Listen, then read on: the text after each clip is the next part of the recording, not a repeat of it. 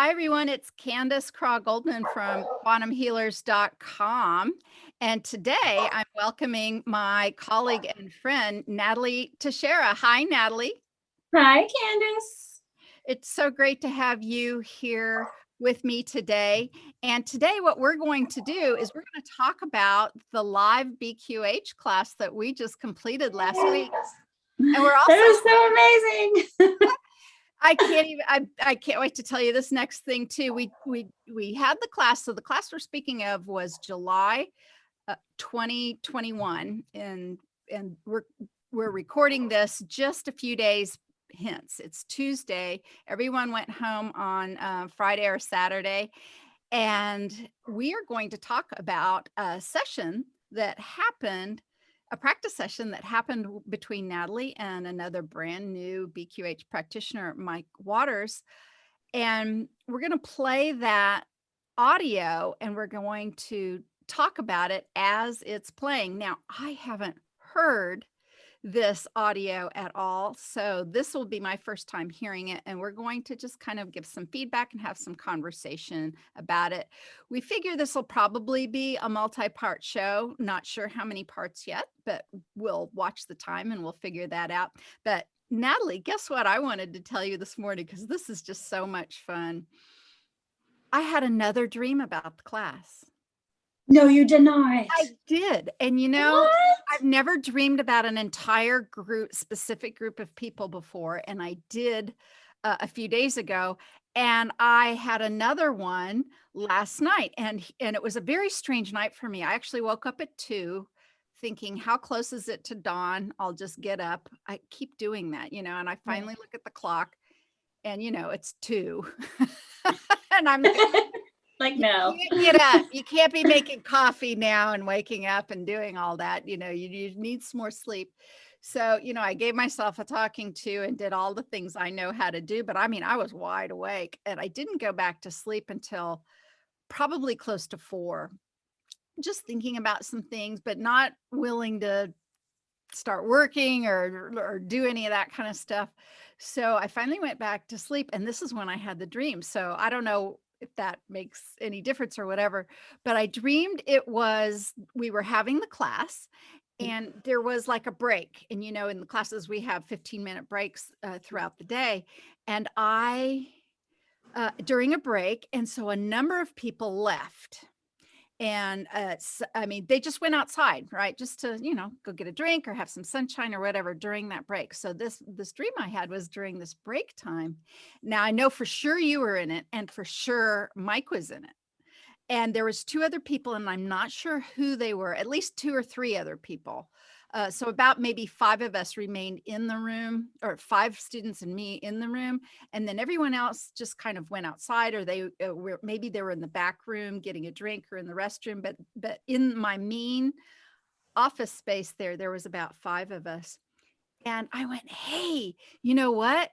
Let me show you something, guys. I'm like, look, we can fly. And I showed you how to do it. And every time, I don't know if you ever have flying dreams, but they all typically are the same way, which is sort of like, I know I can do this. I can do this all the time. Why do I always forget that I can't do, that I can do this? Why don't I fly all the time? Right. And I'm like, yeah, it's just this easy. And the ceiling, the tin tiles went up a little further, and my studio sort of expanded, but we were flying all around this room, just having a blast, doing somersaults and all this kind of stuff. And so now, of course, I'm telling you this, and I don't know what the session's about, but I've already had the one dream about the wave and the balls of light. Yeah. And so now I'm waiting to see if any of that may fit in, at least in a symbolic way or whatever. Well, and it's so interesting that you said that you woke up at like 2 a.m. because I've been sleeping really, really well. And I was going through like a period of time a while back where I'd wake up like at 3 and I'd be up for like an hour. The last night I got up, and I know it must have been around that time. That's what it felt like. I didn't look at the clock, but then I laid there and I laid there and I laid there and I was trying to do all the things too. And it was like after I finally went back to sleep, and then I had a dream It actually did involve water as well, but it was totally different than the one that you had. But, Candace, it's like, it doesn't, like when you shared that first dream that you had about all of us, it didn't surprise me because, well, nothing surprises me anymore. Nope. It actually got to the point where I was writing a list of all the serendipities and synchronicities that I was feeling, to the point that I just had to stop writing because there were so many things that were happening last week. And and there was something that felt really powerful about this group of people for whatever reason, why we were all there at that time. I don't think we even fully know yet, but it just felt like it was exactly as it was meant to be. And so I feel like that's now kind of unveiling a little bit through these dreams that you've been having, or just like, you tap into that energy field and it just becomes so harmonious, it's just amazing. It really has been, the group as a whole on our forum is amazing. The quantum healers is amazing. But these particular 12 people that show up to have these classes, they've all had a flavor and a feeling. And there's a lot of people who talked about, meeting and making new friends forever and things like that. But there was some sort of very special cohesive property of these 12. And, who knows, maybe it's the time, maybe it's where we are in this ascension phase, or this crazy thing that we're going through on the planet Earth right now in July of 2021. But I'm excited about listening to this session. So we realized that it was a great session to share, in part because it wasn't too personal. And so that's why we're sharing it and sharing the whole thing, and why I didn't pre-listen to it, which I might have if it was a very personal sort of session. But I was assured by both you and Mike that it wasn't very personal, and it actually has application to humanity. But let's set this up, shall we? So in my studio space, I have a wonderful wellness studio where I do my sessions with my clients, but I also teach classes and hold events there. And it's a rather large space in a very old building. And right above my space, you have to enter from the outside in a different way. There's a staircase, but there's Airbnbs upstairs. And this works out so nice for the BQH class because that's where we all go to practice. And it's perfect because there's little sitting rooms and bedrooms. And there's 3 units up there to be had and to be rented out by my landlady, wonderful lady named Kim. But anyway, you guys were upstairs doing this session, but can you give me a little setup and our listeners a little setup, maybe like what the intention for the session was at all, or whatever you'd like to say about the session before we hit the play button? Yeah, sure. So, it was really interesting with Michael because from the very beginning that we started this session, it didn't go the way that I would normally set up a session. There really wasn't an intention set. It was kind of like, I'm just wide open for whatever needs to come through.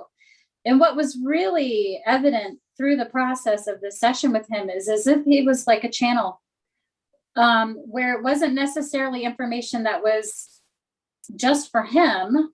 And that's why it really ended up not being personal. And I kept trying to take it back to that, like, well, how does this apply to Michael? And what does this mean? And it was just like, yeah, we're happy to connect with you, and you can ask us anything you want. And it was in that respect, it was a little bit different than I would normally facilitate. And it just seemed like it was so led that way with him. And, he's such a special person. And what was really funny about this too, is I guess that I was talking to you at some point, or I was busy doing something else, and everybody was getting their little groups together. Right. And so I didn't really plan very well. And so the only people that were left were Michael and Mary. and I knew that it was like, oh, well, this is exactly how it's supposed to be. You know what I mean? Like, I didn't have to try and make it work. It was like, that was what was left, that's who was there, and that's who I was supposed to work with. And of course, the amazing session we had the day before with Mary, and her beautiful energy being a part of this. And so yeah, we just got started. And it was really, for me, I was just kind of there to try and share the process and like what that would be like if you were doing this yourself. And it just evolved into this whole other thing, which turned out to be really cool. And again, nothing surprises me anymore. And I felt like it was exactly what needed to happen at that time. So Perfect. yeah. Well, with no further ado, let's start listening.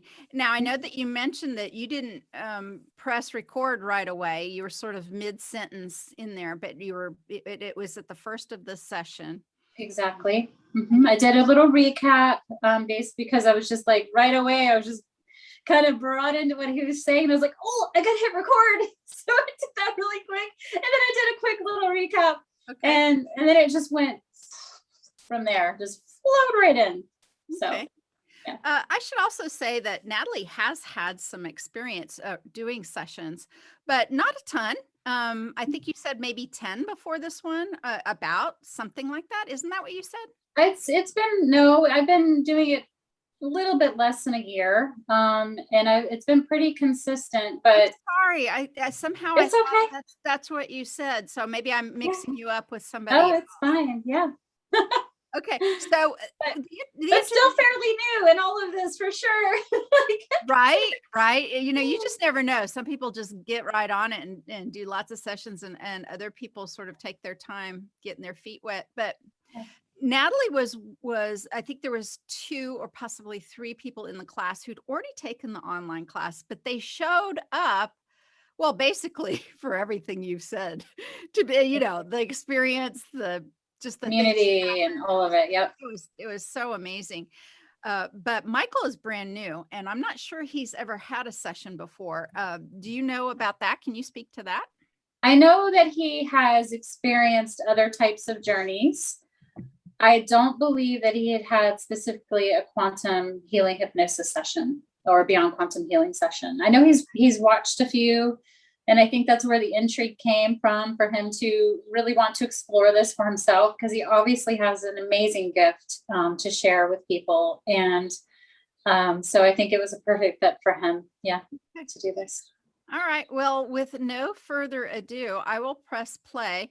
If I have commentary or something I want to say, I will stop. But you're going to need to give me a hand signal if there's something you want to say. Well, and I haven't listened to it either. And right. It's so, I was like, I was going to, and then I was like, no. And now we both get to hear it. So yeah. Yep. And again, this entire recording is an hour and a half. And so we will not finish that today. Not at all. We will do this in parts. I just don't know how many parts yet. We could get excited and do a lot of talking. There might be a lot of parts. I don't have no idea, but there will be multiple parts, and this is part 1. So we're going to go ahead and start.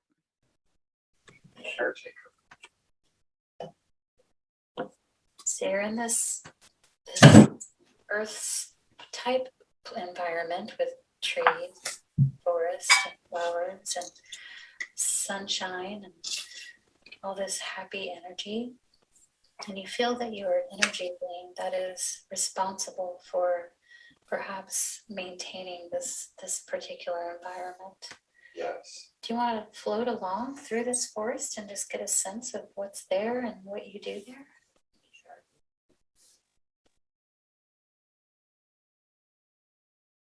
The trees, the plants, and the flowers all seem to be talking to me now, and they're telling me that I work in communion with them, and I give them energy and love, mostly love. The rain and the sun and the soil, we're all part of the heat that keeps everything together, and that we're all all made of the same material. We're just manifesting ourselves in different ways, and that's why we look different. Like the plants look different from the flowers look different from the grasses. But I seem to have a little bit of everything in me. That's why I'm so many colors. That sounds amazing. So you can get a sense of what it feels to be each one of these things within you. They're all part of me, and I'm part of them. And how does that feel? It makes me feel really good, like I have a purpose. Sounds like it. So let's keep floating along and just see if you can get a greater sense of what that purpose may be. I see a crystalline city off in the distance, and I'm heading toward the city. Would you like to go explore this city? Yes. Okay, let's float towards this city. I see some other energy balls like me that are traveling toward the city also.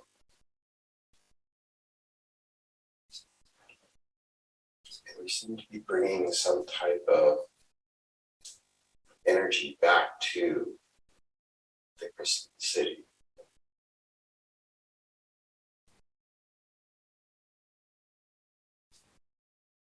And what would this energy be for? It's what powers the city. The love and the energy that I bring back from the forest helps the beings inside of this crystalline city survive. That's their sustenance.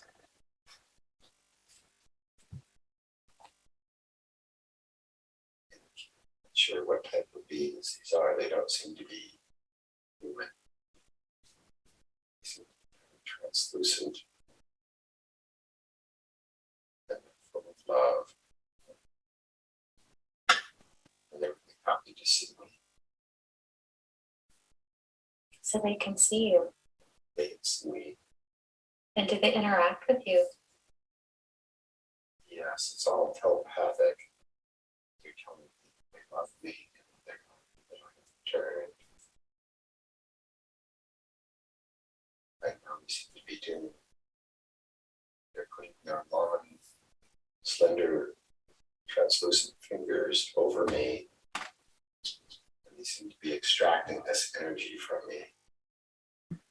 So the beings themselves, it's not that you just power the city, but you also bring energy and sustenance to the beings that reside there?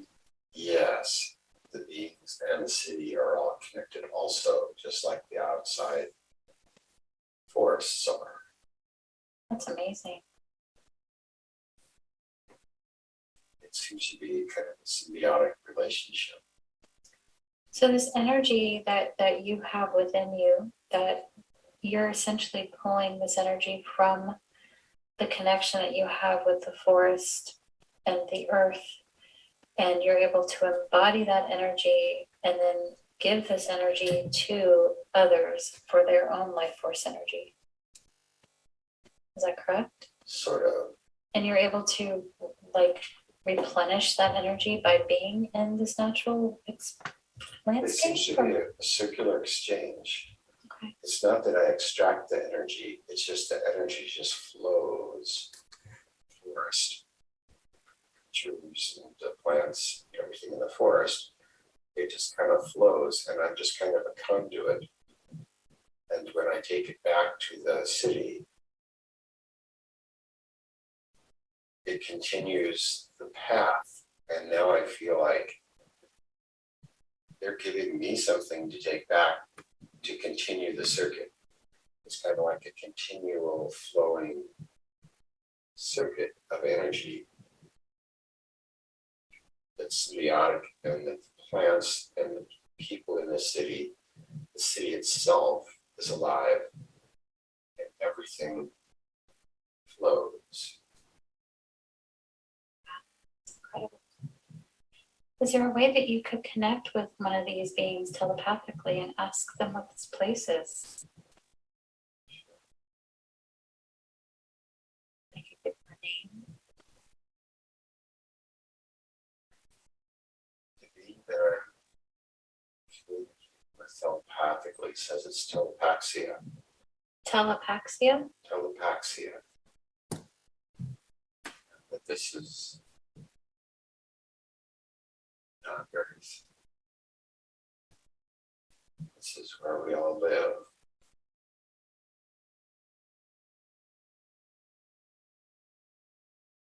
And that someday the beings that I'm interacting with won't be beings like they are now, but they'll be pure light. They won't even need the flow. They will become the flow.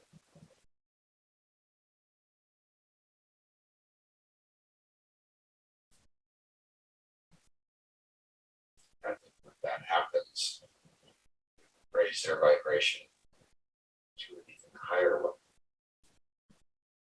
And how will this process happen for them to raise their energy to become this pure light being from this crystalline form? That's what they're working on right now. They're working on perfecting this flow that they feel. And when they get to a point where they feel like they have done as much as they can do, then they will morph into a new being, a new pure energy being, and they won't need bodies at all. They will just become pure light. So is this happening just within Telepaxia, or are there any outside sources that are impacting this particular planet that are helping aid in this shift that they're going to be experiencing? Telepaxia is its own unit, but there are other places in this interdimensional universe where they are, where there are differing degrees of progression. You know, some people aren't to where the Telepaxians are. Some people are beyond where the Telepaxians are. So it just depends on what their level of progress is, how far they've come. So essentially, they have their own Destiny. right. And this is just one part of the universe that we live within. This place exists, and this is what they're experiencing. Is this? Yes.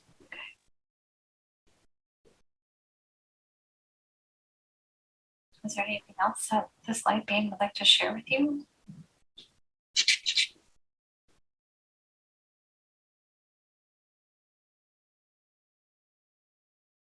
I want the humans here to know what's in store for them eventually.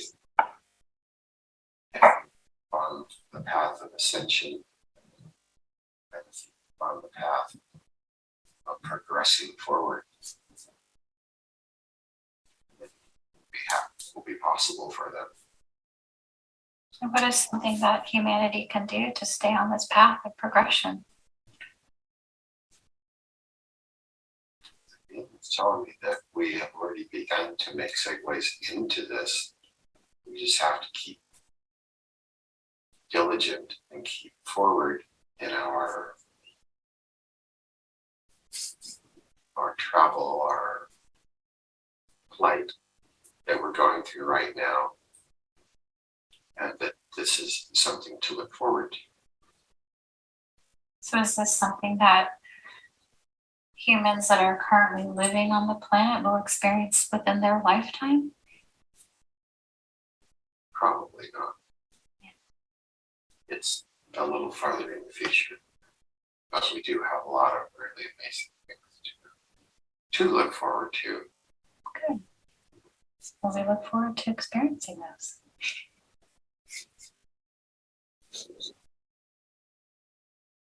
So, is there anything else that this being would like to share?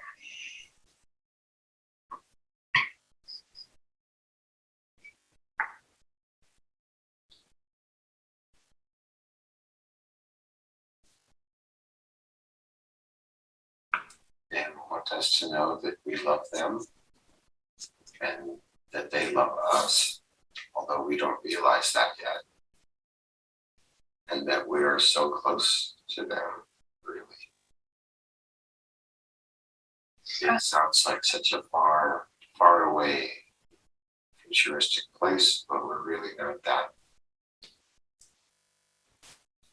far away from them. Do humans on Earth have any galactic family ties with these particular beings? Yes. Okay. We are, a lot of our flow energy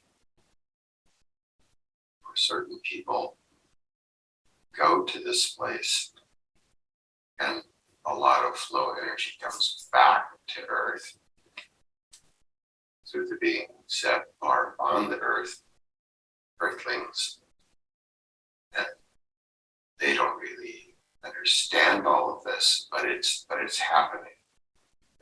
There is a flow that's happening from Telepaxia to Earth. So this flow, is this something that humans on Earth maybe experience like in their dream state, where they're traveling to this place and just don't have a remembrance, or is this happening energetically? How does this happen? It happens mostly through energy.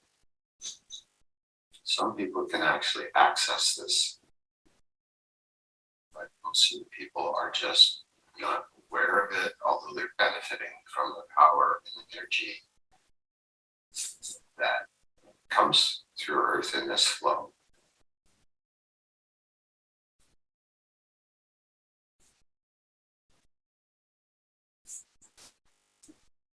Does this being that you're speaking to, do they have a name? Yes. Do you mind sharing the name? Mag. And it doesn't seem to have a sex, it's just unisexual. Okay.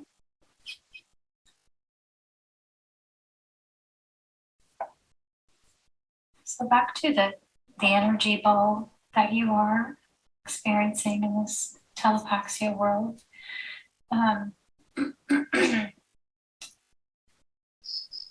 Do these beings, is there sustenance in terms of how we as humans would eat food on the earth? Do they get their sustenance from this energy instead? Is that what kind of helps to sustain them and nourish them? Yes. All right, I'm going to pause it right there because I want to ask some questions. Okay. So that's right at about 15 minutes, which, if there isn't another obvious place to stop, maybe the way we go through the rest of this. But so my questions are, and this may come up already, but as I'm listening to this, I'm wondering about the translucent beings anymore. Like, are they humanoid shaped? I know he said fingers, but did you ever ask more about what they looked like? Or That may come in, but he described them as these very long, kind of translucent beings, with kind of long arms. And he'll go into more, I think, too, about how they are able to bring through this energy, and then eventually how that comes to us, but he kind of described them as just these long, I guess, gangly kind of beings. Yeah. Okay, so bipedal like a human.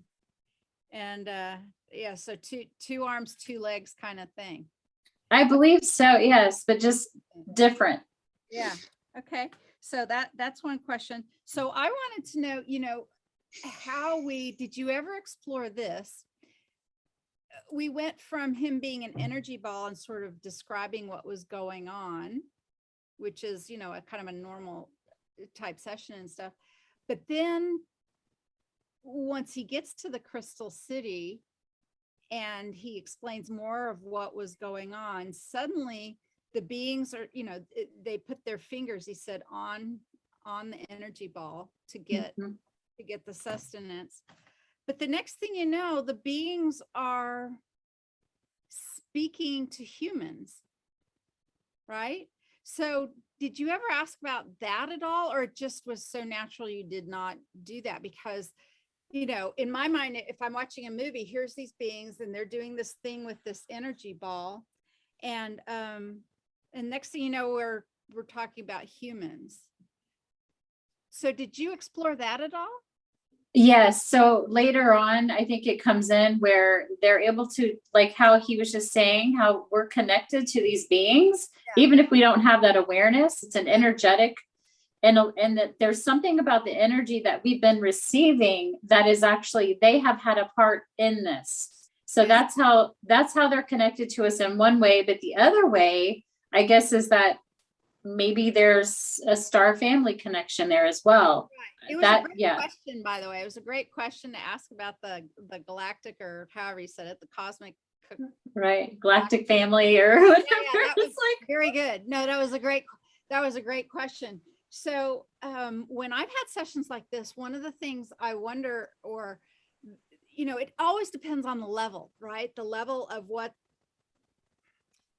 awareness right now. So I'm going to ask some questions about the level of awareness right now. So Mike seems to have an absolute level of awareness that he's having a session, and he's Mike having a session, being an energy ball who's talking to this translucent being. That's pretty obvious to me. Is that right? That's yes. What you get too, because he refers to himself being human, but he's also this energy ball. Right. So this is kind of an awareness, not everybody has this kind of awareness. And when this work was done a number of years ago, like when Dolores Cannon was first doing it, and she talked so often, of course, about somnambulism, the somnambulistic client wouldn't speak on a multidimensional level like that.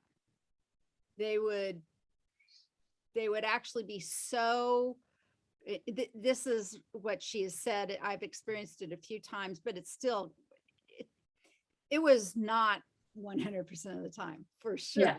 It certainly wasn't even when I had my session with her, because it was more multidimensional then. It was more of I know I'm a human and I'm having this experience.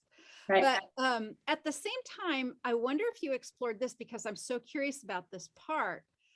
A question I might have asked would have been something like, and maybe you are getting ready to, or already, or will in the session. But so even though they have this connection, I guess my question would be, do you, Mr.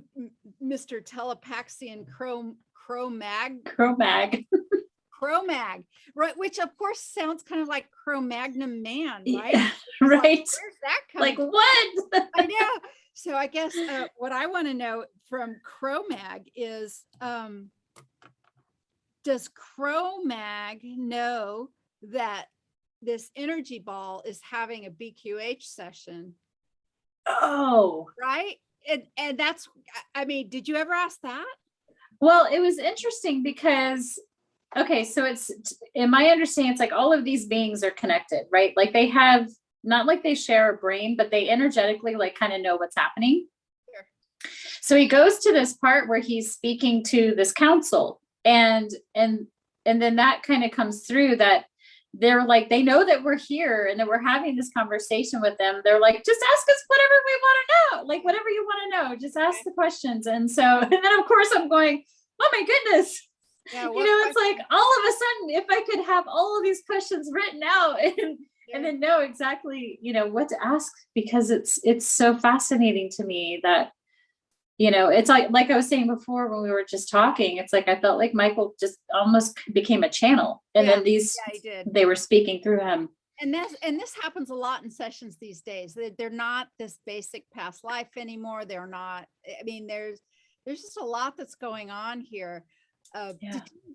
Did you describe at all find out anything more about like the life cycle of the energy ball? Does it change or anything? These are some of the questions.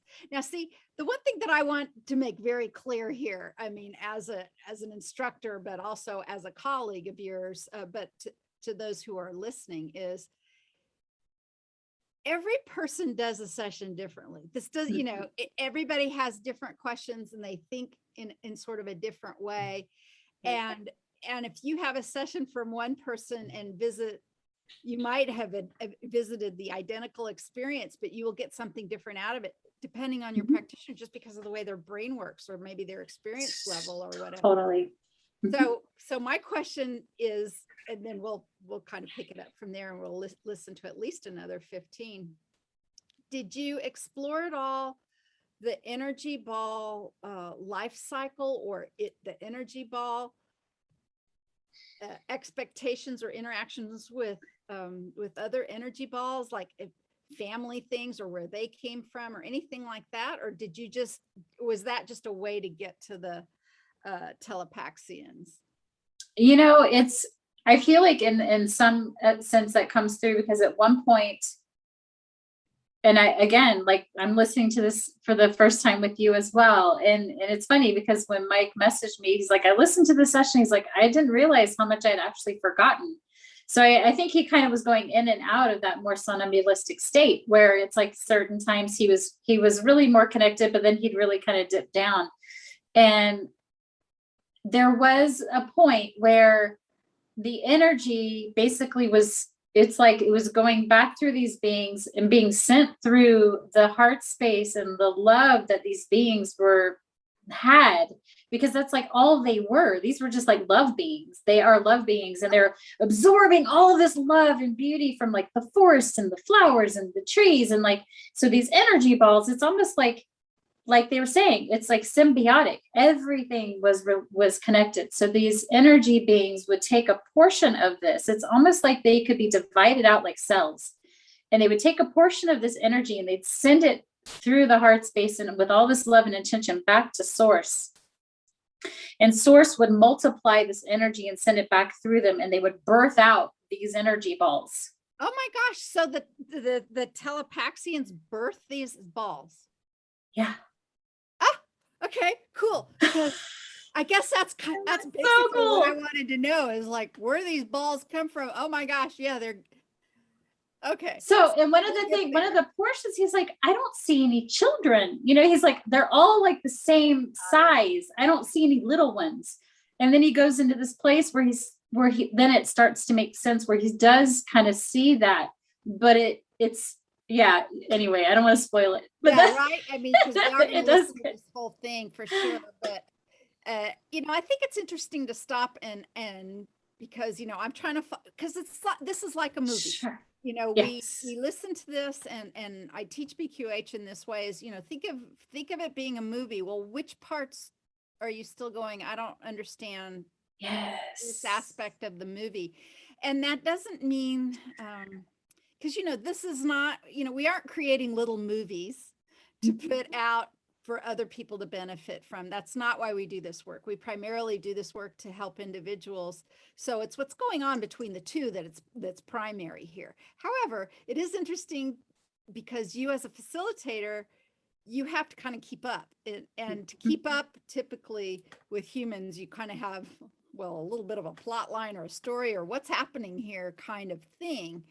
And those are the things that I was wondering about. But unless you have something to say, I'm just going to continue. No, go ahead. Yeah. Okay. All right. So we'll listen to at least another 15, or, you know, if anything else really gets me to stop and talk about, we'll do it before then.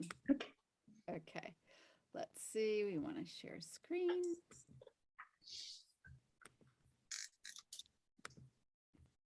All right, here we go. Another 15. Okay. It's kind of a two-way street. They give out as much as they take in, and they increase the flow and massage the flow. That is their purpose. It seems as though I do my work as an energy ball, because the plants and the flowers don't quite have enough bandwidth to be able to do this on their own. So I help them to flow their energy through me, through the Telepaxians, and through Earth. Amazing. So would we be able to just float around the city a little more? I'm curious to see what people are doing there and what they spend their days doing. Good question. Looks like there's libraries, there's councils that meet about apparently not only Earth, but there's several other. Okay, I got to ask this. So even the library's question, I mean, I know what we get a minute 20-second in. So I'm following this in my head. So are like the libraries or the buildings or the books, are they also translucent? Did we ever get that part figured out, or were these Yeah, that's a good question. I never really, of course, the first thing that I thought about when I heard library, it's like I just go to Akashic Records. Sure. And so it's like instinctively, I don't know why I didn't even ask the question, because like where I'm at with it, I'm like, oh, of course, it's the library. But then I'm like, I probably could have asked, more about the physical components, but he kind of kept going down this road, and you'll kind of see where it leads. He was such a, let's face it, this was pretty easy with this. Yeah. You didn't. Oh yeah. But the trees and the flowers, all that seemed very physical, and the beings seemed translucent. I just wondered if there was any. Yeah, and he really obviously went into great detail about the colors, and like at one point he discusses how Earth actually seems like it's black and white by comparison to the vibrancy of this place. Yeah. And that is very much equivalent to like this new Earth visual that we've all either experienced or have heard of. And so that was really just, being in that place, listening to that, it's so beautiful. You just like want to imagine everything being like this high, whatever vibe, beautiful color thing. But yeah, I don't think really he spent a lot of time in the library. He's kind of going from room to room, and it was like, oh, this is one's important to look at. And that's kind of where we're leading to. Okay, good enough. Well, let's see if I can contain myself and listen to this. Planets or dimensions that use their flow energy to try and improve themselves. Some people are doing very creative, artistic things. Some people are singing and doing musical instruments. Some people seem to be praying. They're praying or meditating.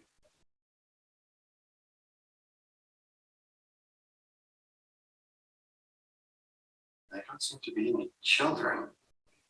Interesting. There just seem to be these very tall, translucent aliens with these very, very long fingers.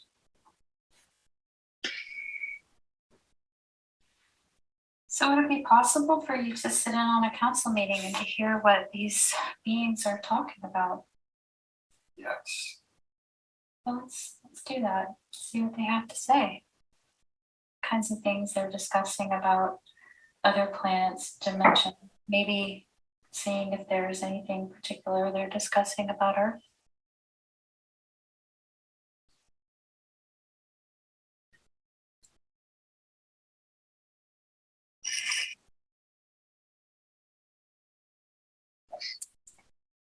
They seem to be very interested in Earth right now because of the changes that are happening on the planet. They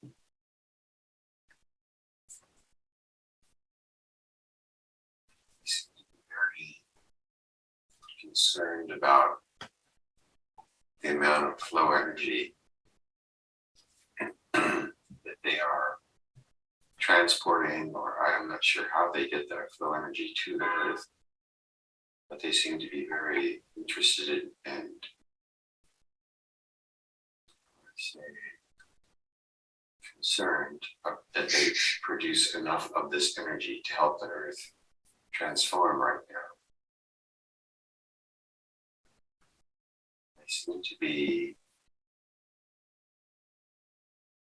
making plans to try and up the production of this flow energy.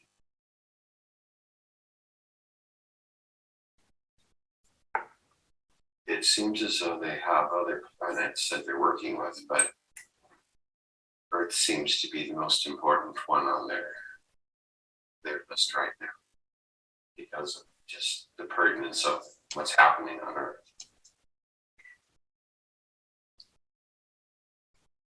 So what is their concern? Mostly right now that they make enough of this flow energy to help the Earth transform.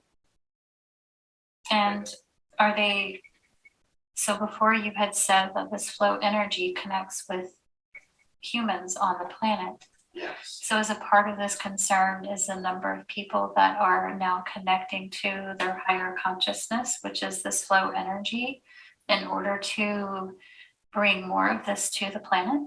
Yes. Because not as many people are waking up as they expected. So they want to make sure that there is enough of this flow energy to help Mother Earth transform herself into the 3, 5, whatever D she ends up being. Mm-hmm.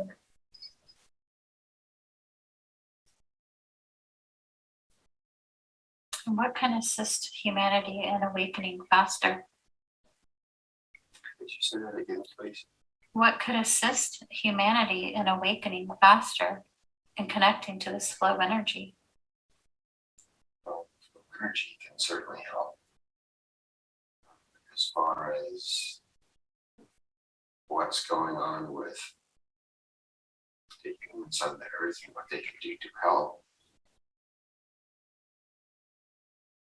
it just depends on how many of them are able to awaken in time to be able to help Mother Earth. And I don't really know what that can be that would help people awaken. So I'm assuming that this flow energy also connects directly in with Gaia. Yes. And Yes, Gaia takes this energy and she disperses it throughout the places that it needs to be used. okay. So it seems that she also can be a catalyst for awakening and change on the earth for humans. Yes. Wonderful. So let's connect back with the city and just, or the council, and see if there's anything else that comes through there that you want to share.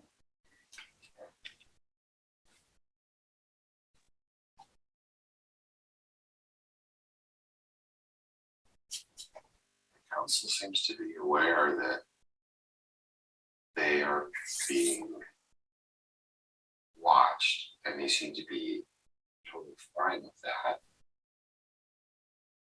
In fact, they're happy about that because they're saying that this is exactly what the earth needs. We need to have more people that are sitting on earth right now that are proud to do this and be involved with this type of visionary work because it will help the earth use this flow energy to awaken people, even more people. So these people on Earth, are they people on Earth that are watching what's happening in this place? No, it's the council. Okay, the council. They're just saying that if the more people that are doing what I'm doing right now, the better it will help everything. Success. Oh, absolutely. Thank you.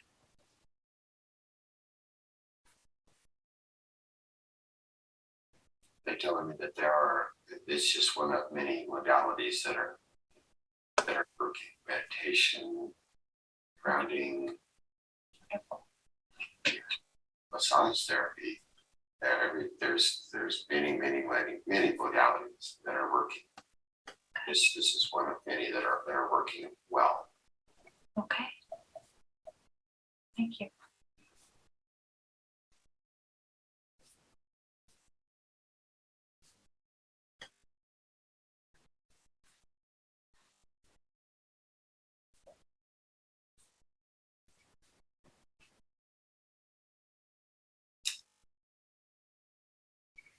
Is there anything else the council would like to share?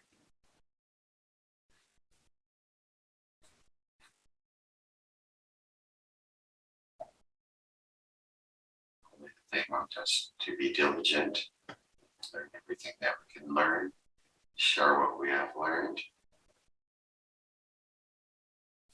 and be cognizant of the fact that this is where the earth is headed. Hold us all together and work together.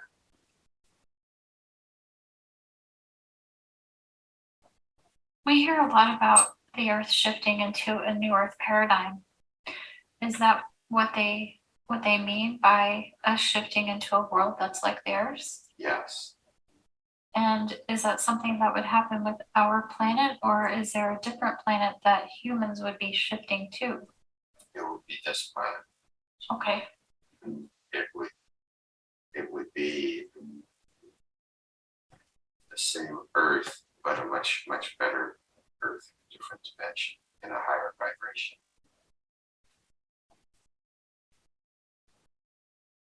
And from there, we'll springboard to the next dimension. To where we'll eventually be like the Telepaxians. Amazing. Thank you. So did their planet start out much like ours at one point? No, Okay. no, they're telling me that they didn't have nearly as many obstacles.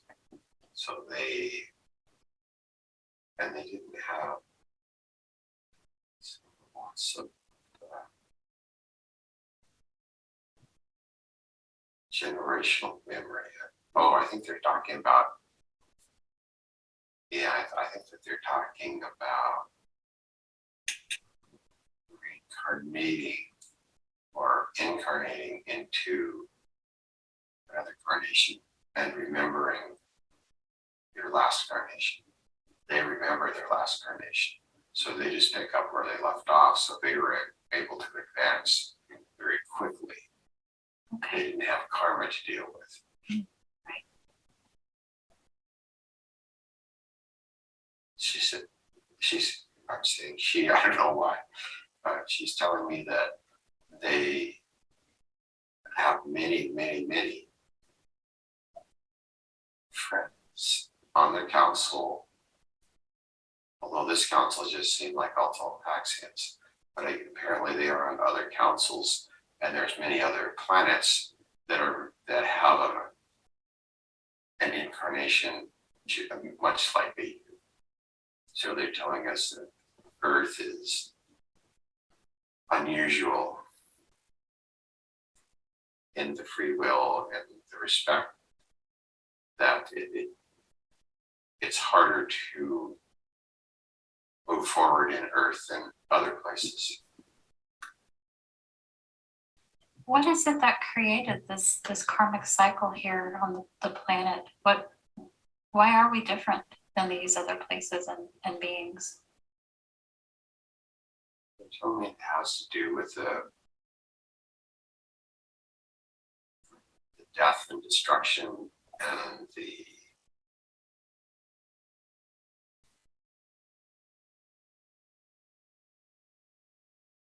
souls that came here from other planets, like Mars and the other planet that was between Earth and Mars that the people blew up because of their technology and warring. A lot of those souls reincarnated on Earth. And there was a sort of a quarantine on Earth because they didn't want these souls going to other places to be reincarnated and polluting their worlds. So the powers that be or the councils that be decided to keep all of those on Earth and let them reincarnate on Earth so they could work out their karma, because they had a lot of things to work out. How did they get to Earth though? Like, how did we come to be on this planet? Oh, there were some people here originally, a very, very few. And then a lot that came from this planet that blew up, plus Mars. And they were helped here. So the spiritual energy, the souls were put here so they could work out their karma on Earth. And the borders of Earth were kind of closed off. Okay. All right. Well, we are 30 minutes in, and I think that'll be all we listen to today for this segment. Maybe we can keep it at this kind of pace. So some really good questions. You know, what I wonder if you don't mind, or if you even know, did Mike talk at all? You know, because some people kind of research this stuff and they watch a lot of this stuff and they talk about it and they have some concepts. Was Mike a person like that, or is this all really, really new to him? This whole galactic connection, and do you know? I'm really not sure. I know that when the session was done and we were just doing the recap, he's like, because he's, you know, the work that he does is he connects with souls who have crossed over, but maybe haven't actually crossed all the way. And so he and his wife, before she passed, the work that they were doing together was assisting. And so from my understanding, it was much more of a shamanic, Native American connected kind of thing that created that for them. And they were led on this path. When he came, you know, once he was up and we were talking about it, he's like, I've never connected with those beings before. Like, he was so surprised. He's like, that was so cool. Like, I've just never, ever, you know, experienced that. I don't really know how much he's done. I know he's listened to some quantum healing sessions. I don't really know. I mean, he didn't ever really talk a lot about it. He talked a lot more about the work that he does. So, and in some ways he was super delighted that this was like so fresh and new for him and that he got to experience something. Yeah. So different. So, I guess the question I might, and of course he's not here to answer this, and, Yeah. and if he was, he would answer it. But if he was helping souls cross over, and yet in this session said there was like a quarantine on Earth, you know, do those two things live in the same place? Right? Because if I mean, I've got that question. You don't need to even We need to ask him that for you know, sure. actually, I even thought, you know, that may be something we do at the end anyway, is bring him on for the last part of this. Oh, yes. We'll see, you know, we'll see how this all goes and plays out, and what he wants to say about it. But I wondered this question too. Did you ever ask about telepaxia? Kind of, I mean, he was talking a lot about the planets and the planet that, you know, blew up and all of that. But did he talk at all about, or did you ask where telepaxia was? Like, is it in our galaxy, a different galaxy, or? No, it's in a different, I do know that it's in a different one, I believe, because I do think at some point I did ask that he kind of goes into how there's so many dimensions within this and how expansive it all is, right? Because like light years away for us could be no time at all for them. And yeah. Sure. And well, I don't know. Is there anything you want to say about wrapping it up where we are right now? I think mostly I'd like to know is, did he seem, some clients get deeper and deeper and deeper and deeper and deeper into it. I think you already said he was a little bit like that. I guess my question is, from what we've heard already, does he kind of stay like that going through? Does his speech pattern remain the same and the level of trance he was in? Yeah, I believe that stays pretty consistent in terms of that kind of flow where it's like he's in this place where he's almost like the being, and then the information is coming through Mike, and then he's kind of going back into this place. So I think that throughout, I believe it pretty much stays that way. And that's really common. That's just really, really common. So yeah. Well, I think maybe we'll just leave it there for today. So this will be part 1. We've got to come up with a really good name, Maybe I'll let you come up with that one. We'll probably call it something about the Telepaxians, talking to the Telepaxians or whatever. And I can't help but